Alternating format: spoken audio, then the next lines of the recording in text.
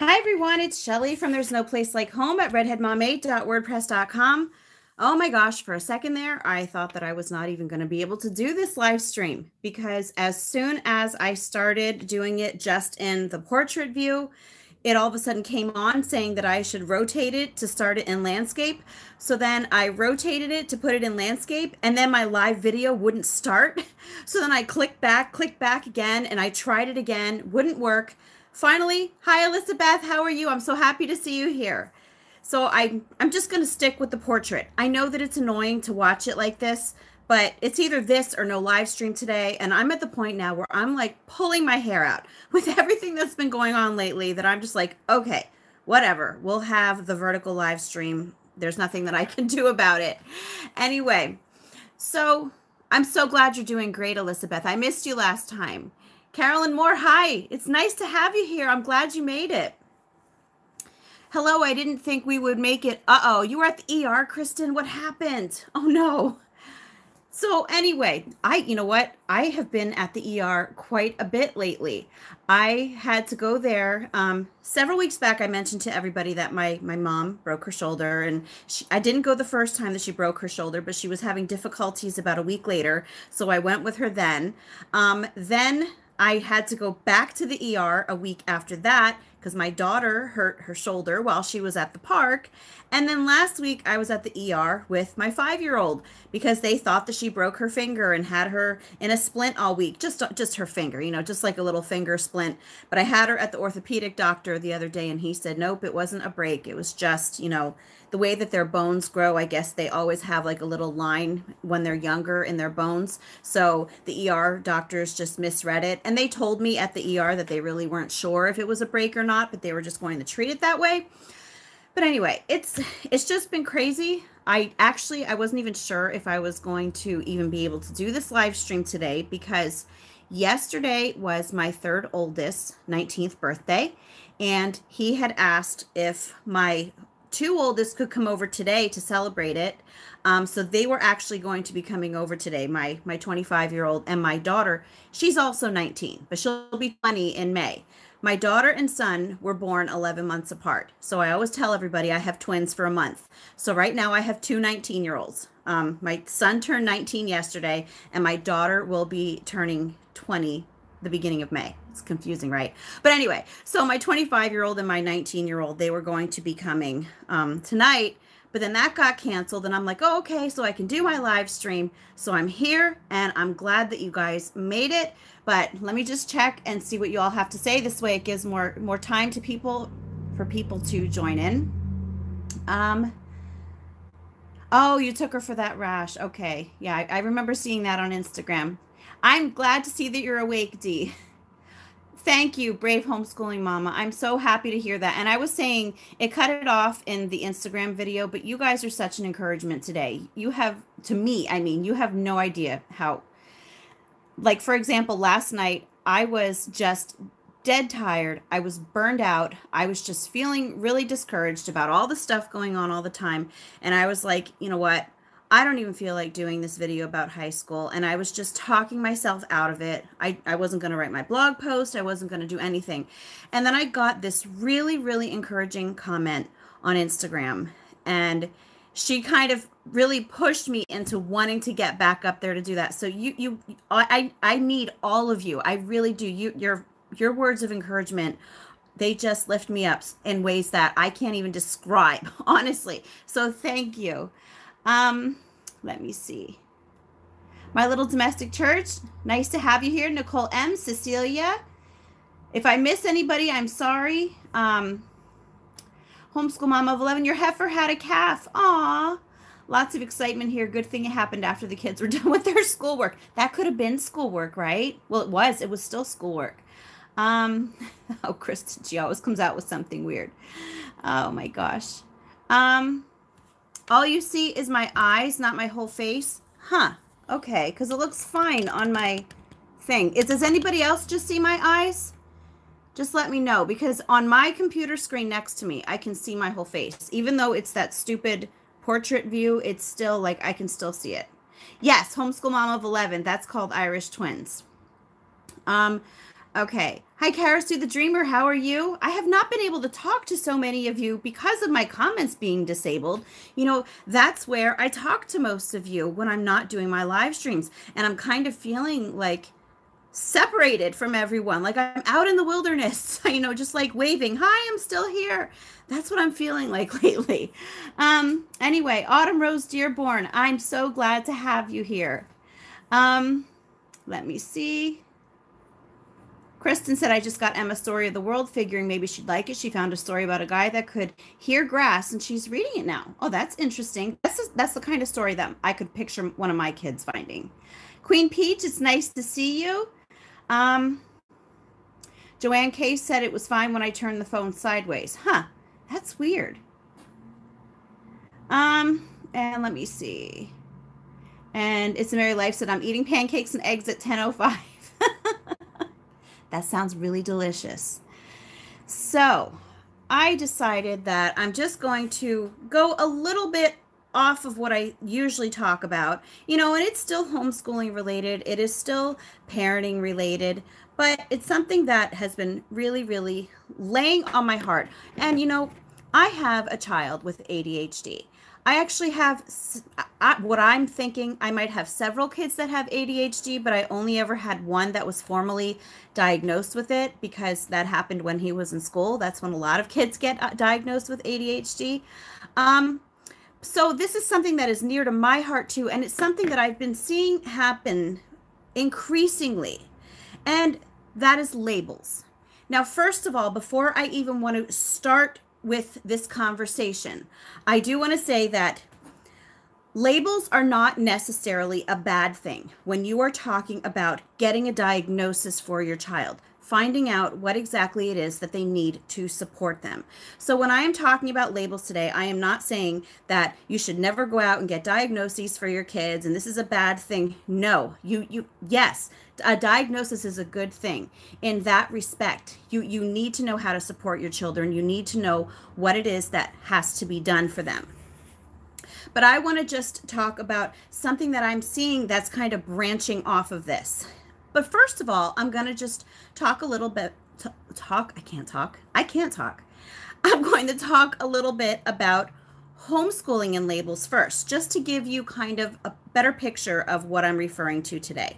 So years ago, I wrote a post called Don't Be a Slave to Labels. And I was referring to labels for different homeschooling methods. And as you know, there are a lot of them. There is the classical method, there is the unschooling method, the school at home method, the unit study method, the Waldorf method, and I could just keep going on and on and on. And in that post, what I was talking about, and I've actually referred to it several times here on live streams and in videos that I've done, is that you really have to be careful about working yourself into a box in your homeschool, trying to stick a label on what exactly your homeschool is if you are trying to follow one particular method. I fell into this when I was unschooling.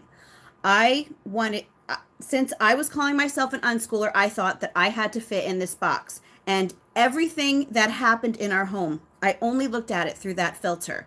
I didn't want to think things through in any other way. I didn't want to look at things that were happening in our house from a different perspective. I only wanted to see what the answer would be if you would look at it from an unschooling standpoint, if you understand what I'm saying. So what ends up happening when you are doing things like that, and that can happen with any homeschooling method, is if you get too stuck on trying to look like what the common traits are of that homeschooling method, you are not going to have the room to grow in your homeschool, because not all homeschools are the same. They shouldn't be. Not all kids are the same. They shouldn't be. And that's why it's so important that you can use a label as a guide to give you ideas for what you want to do, but you should never completely identify your homeschool just with that label. So I'm going to segue now into labels when it comes to special needs, you know, like with ADHD or autism, I'm trying to think of some sensory processing disorder. I'm not going to list all of them. But what I've been thinking about is that, and again, I want to mention, I am not saying to never get a diagnosis for your child. Again, I am the mother of a special needs child. Probably more. Again, if they would have been in school, they probably would have been told that they were ADHD as well. So I'm not saying that. But what I really, really want to reiterate to all of you guys is that yes, Erin just said it. She said labels shouldn't define our children. They're helpful for searching on the internet. They shouldn't define our children. Yes, that is, well, we can go now because Erin already said, she already summed everything up that I was going to talk about today. I'll just draw it out more because I like to talk. But anyway, Erin, no, you hit the nail on the head, seriously. But anyway, so what I'm going to just reiterate what Erin said, you know, your child is more than their label. And what I've been seeing happening is that I see that there are people who are getting stuck on their children's diagnoses, on their labels. For example, I used to know someone whose son also had ADHD, like mine, but it was as if whenever she would talk about her son, she would only talk about his ADHD. She would only talk about how it affected his life, the things that he couldn't do because of it.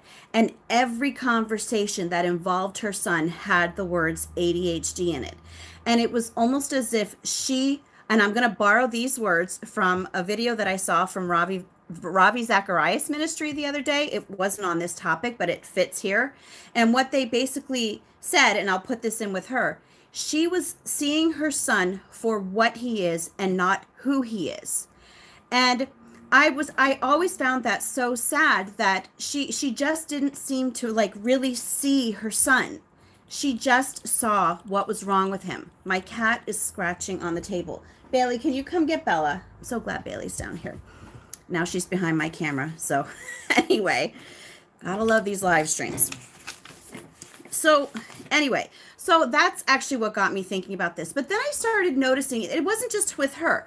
I was noticing it with a lot of people. Yes, I just saw that. Danny Garola said, I just wish my son wouldn't use his ADHD, ODD as a crutch. And you know what? That is what the mother was doing with her son.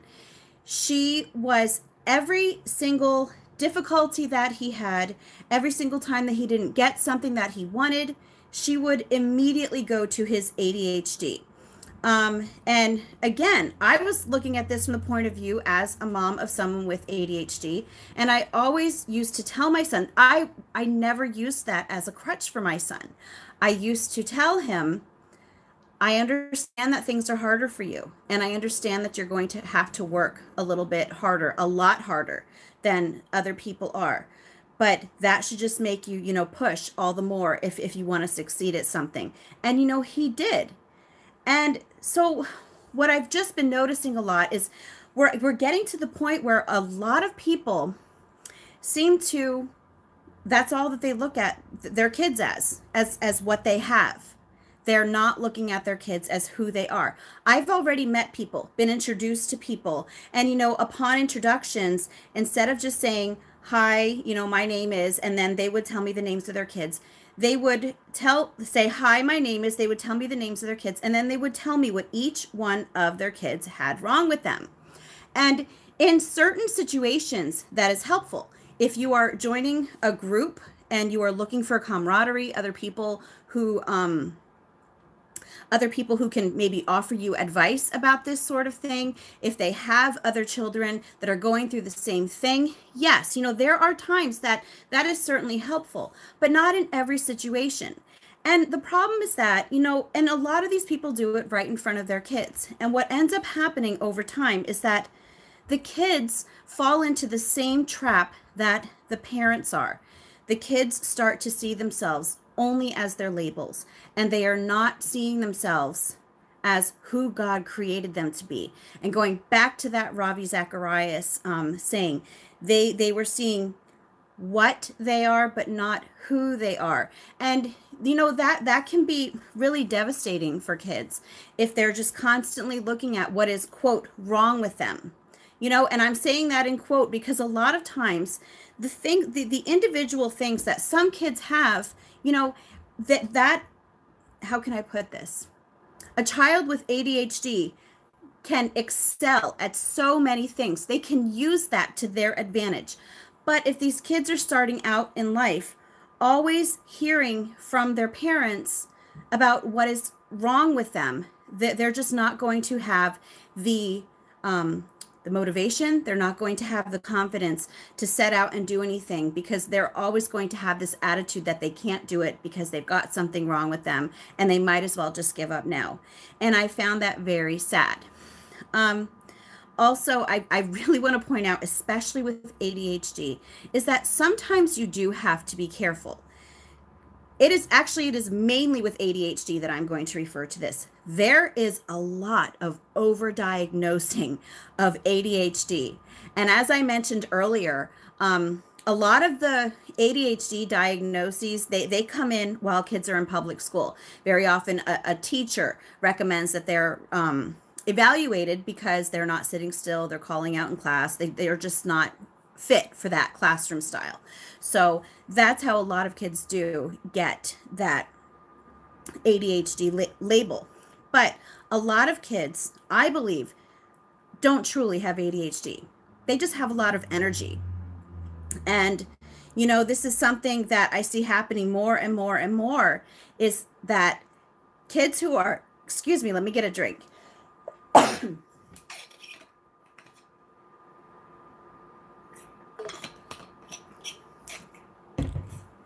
Sorry. So kids who are truly just active kids, who are lively, who like to move around, that does not necessarily mean that there is something, and I always put this in quotes, wrong with them. It just becomes something that makes it easier for other adults, not necessarily parents, because I was talking about a lot of the times it happens when they're in school. It makes it easier for a lot of adults to kind of deal with them, especially when then they try to go the route of medication, which I'm going to admit, I was talked into it when my son was in school. I did medication with him, and it had absolutely no effect on him at all whatsoever. So then I took him off, and his teacher wasn't too happy about it, but I don't know why, because it had no effect on him. But anyway, I'm going to just look here and see if I said everything that I wanted to. This is so important to me, because we have to be an advocate for our kids. We absolutely have to. And I think that I'm starting to see myself as this person that a lot of people don't want to be around, because I'm that person who is just like, if something has to be said, I'm going to say it. And I am like that on this platform more than I am in real life. Like, I would never go up to people, you know, in real life and start talking about this stuff out of the blue to them, you know. But I'm just feeling that there are certain things that really do need to be said, and a lot of people are afraid to say them. But if no one ever says it, nothing will ever change. So anyway, I just want to see what you guys have to say in the chat. So I'm going to read that. And I always end up being like really far behind because I talk so much. And then you guys always have these fantastic conversations that I miss out on because I'm busy talking all the time. Let's see.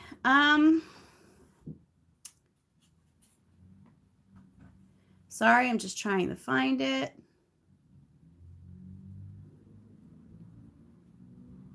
Karis, the Dreamer, you can only see my forehead. Is that still how it is? Let's see.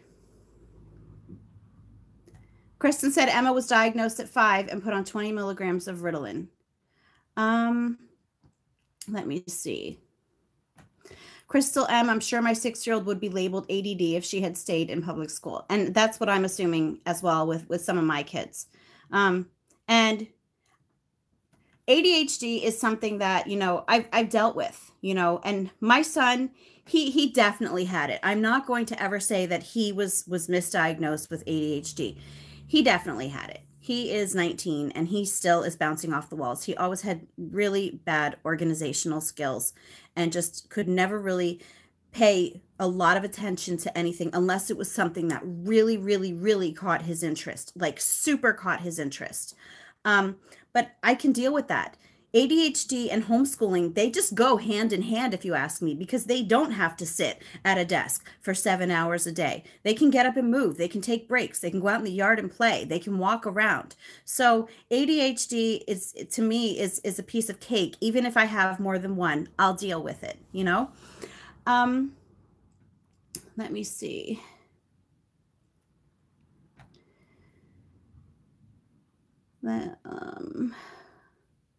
Kristen said, well, other than she wasn't taught phonics because whole language is supposedly better.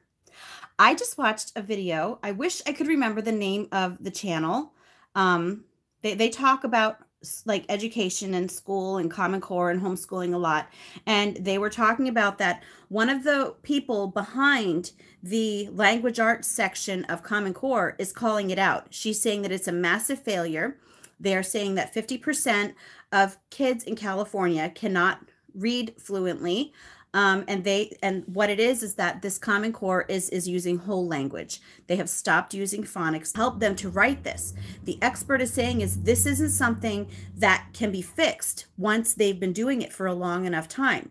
You know, if they've been doing this throughout all of their school years, once they get to 11th or 12th grade, that's, you know, those formative years of reading, they're gone. And this isn't something that is an easy fix for them. So yeah. Now with my kids, I sometimes do a mix of some whole language, and sometimes I do, it's more phonics. But, you know, a lot of times my kids will just recognize words on sight just from seeing them written all the time. You know, mom, dad, cat, you know. But I think that phonics is so important, and it's been completely cut out of a lot of the schools. And I really have to applaud the states who have said no to Common Core. I know that Pennsylvania is not one of them, and I really never thought they would be. But yeah, it's not a good thing in so many aspects.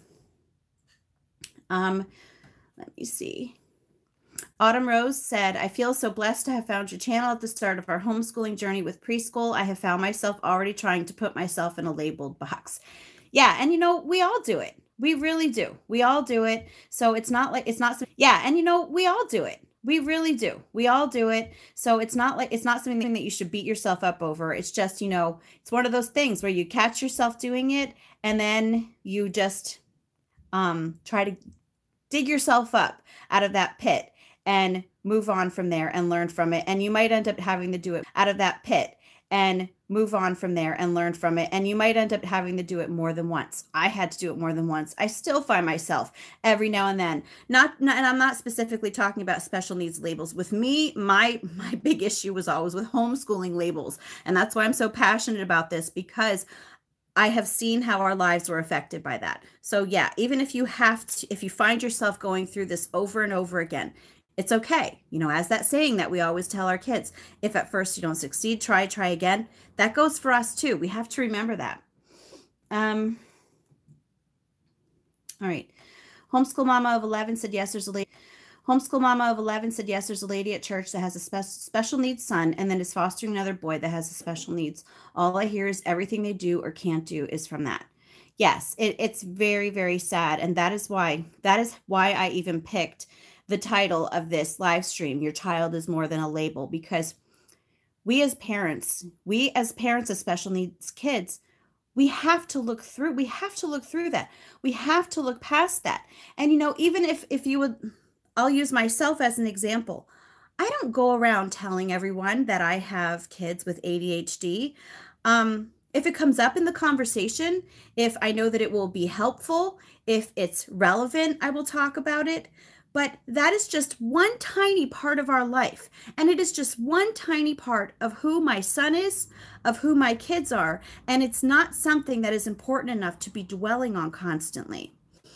Yeah, Cecilia said to get the camera lower too. So hold on, guys. I'm going to try to change the camera because I've had a lot of people now saying about getting the camera lower. Yeah, it's not going to work. I'm having a huge issue with YouTube today. Yeah, so for all of you who are asking for my camera to be lower, maybe if I tilt it down that way. Hold on one second, guys. I am so mad that I couldn't do this right today. I don't know what's wrong with the landscape. Yeah, That's the best that I'm going to be able to do. I'm sorry. Let me see. And Steph said different, not wrong. Yes, absolutely. Different. That's why I like to say learning differences. Learning differently doesn't mean that they're doing it the wrong way. And, you know, a lot of times, yes, in school, they will say learning differences, but they don't equate learning differences as in just being different. They will equate learning differences as in, yeah, wrong, kind of that stigmatized thing, the stigma of you're doing something differently than everybody else, so that means that there's something wrong with you. That is what ends up happening there. But we've got to just get to this point that we realize that different is not wrong, different is just different. Cynthia Coleman said, it's sad that people say don't judge a book by its cover, and yet they are quick to label. Everyone has their own strengths and weakness. My son would be labeled. I am thankful for homeschool option. Yes, absolutely. And guys, I see that now this is buffering on my laptop. So if you can let me know if you are buffering, because it's doing it on mine. I'll tell you what, sometimes I honestly feel like YouTube has it in for me, really. Because if you were here in the last video, remember how you said that it was like all jumpy and was like worse than it usually was, and then it shut off there for a while? Today, I can't go in landscape mode, and it's crazy. Anyway, let me see.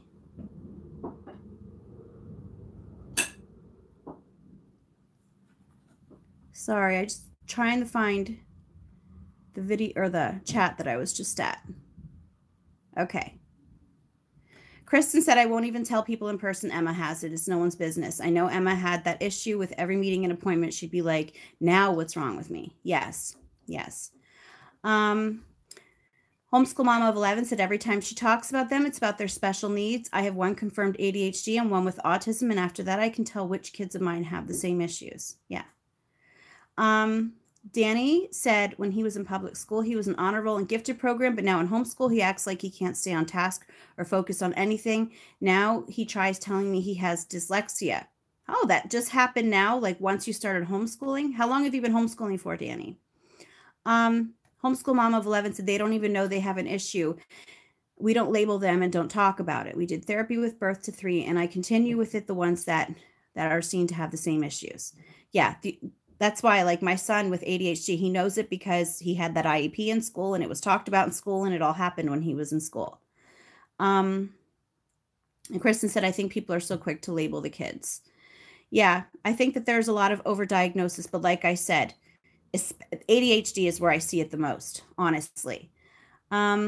Carolyn said, I don't let my child ever use it as an excuse, but it's her superpower. I love that she can use to her advantage. Yes, this is why we homeschool, because I can train her to use it, not make excuses for it. That is awesome. Yes. Let me see. Hi, Homeschooling with a Smile. I'm glad that you got here.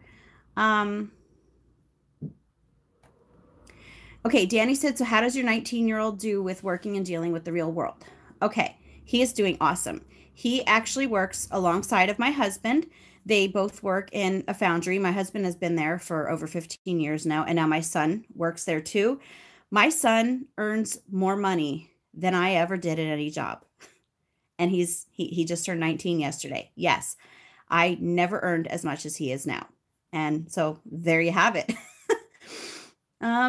And I have to say, I graduated from public school and I was gifted. I graduated in the top 10% of my class.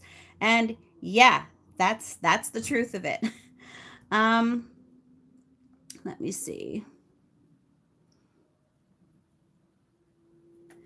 Okay, Homeschool Mama of 11 said, I think my oldest that they said was ADHD was actually autistic. We did meds for a few years and ended up putting him in a deep depression. Yeah, I know. I've heard so many things about the medications, and that's why when it wasn't working for my son, I was just like, no, I'm not doing this. Let me see. Alex Newman from the New American, Allison, is he the one that was talking about the interview with the lady from Common Core? Is that what you're talking about? Let me see. Homeschool mom of 11 and stunted his growth. And as soon as he stopped the meds, he was back to his normal self and started growing again. That's interesting because my son actually was also diagnosed as having constitutional delay. So he didn't actually hit his growth spurt until he was about 17. So he was 16 years old and like 4'10". So that's interesting that you said that. Let me see. The video is not streaming properly again. Oh my gosh, this is so frustrating. Let me see. These people see our kids as a paycheck. I think that there are a lot of special needs educators that truly do care for the kids. I think that a lot of times they just get stuck in the system that they have to work in. They don't really have a lot that they can do. They have to work in the confines of the things that they're told. So it's like they're stuck between a rock and a hard place. They want to help these kids so badly, but then on the other end, they can't do the things that they really know they should be. Let's see. Amanda said, my evaluator told me children cannot hear vowel sounds until the age of 8. The AMA recommended that the start age should be 8, but the teacher unions are fighting to end this in Pennsylvania. That makes a lot of sense. I'm not that they're fighting to end this. I'm talking about that they can't hear vowel sounds, because that would really explain a lot just in my own kids alone, that a lot of times they have a hard time distinguishing between a, and It's like going through the same thing over and over and over again with them. Let me see. Kate Ann said, so sad that public expects kids to reach the same level and pass tests for graduation. It puts unrealistic expectations on kids with disabilities in math. Yes, and these tests have absolutely no bearing in for their future. Nothing. It just has to, it has to do with how much funding a school is going to get. It does not impact a child in any way, these tests, except for probably bring down their self-esteem. Freedom Project. That's who it was, Allison. Yes, thank you. Okay. Emma was diagnosed as failure to thrive. Yes, that's what my son had too. The one who was diagnosed with constitutional delay. He had that, and so did my 11-year-old. And he's also extremely short. Yeah, he's out there. You know you're short, Bailey. It's okay. I'm short too. I'm short too. So anyway, let me see. Yes, Dr. Duke Pesta's show. That's who it is. Let me see. So anyway, I'm thinking that I might just shut down the live stream early tonight, just because it seems like there are so many issues that are going on with it. And it's so extremely frustrating to me, because first we dealt with the stuff last week, and now we're dealing with people not being able to see me, and it's lagging, and people are having to start over.